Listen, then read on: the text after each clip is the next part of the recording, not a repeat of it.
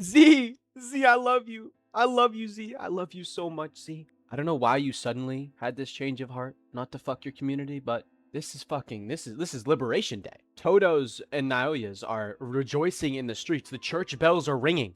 Now, judging by the perception of my last Naoya video, I know that a lot of people probably aren't going to be happy about this change. Yeah, this is a pretty blatant Naoya buff, but my goat's back, so I can't complain.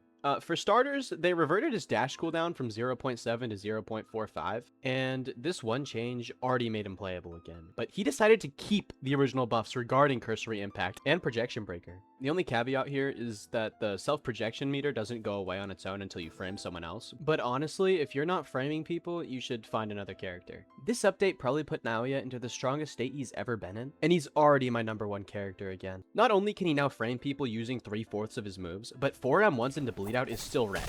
The M1 nerf is still pretty bad, as 4 M1 chains needing to frame someone is a little bit much in my opinion, but overall I'd say these buffs make him an incredibly strong character, especially since they reworked self-projection. Todo and Hanami got some changes too, notably Todo getting the radius and cooldown changed to perfect swap, and Hanami getting her 4th move. Again, like in the last video, I don't really play these characters, so you guys will have to tell me whether this was a nerf or a buff. Overall, in my opinion, Naoya is now very strong, even with the 0.45 dash. The changes in his kit make the overall rework a net buff. However, I do want to note that this update does kind of change the way that Naoya is supposed to be played now. While he's still incredibly reliant on M1s, it makes it so Naoya has to constantly use his moves in order to frame somebody. This makes him feel a lot less rigid in his combos, and honestly, I'm a really big fan of these changes.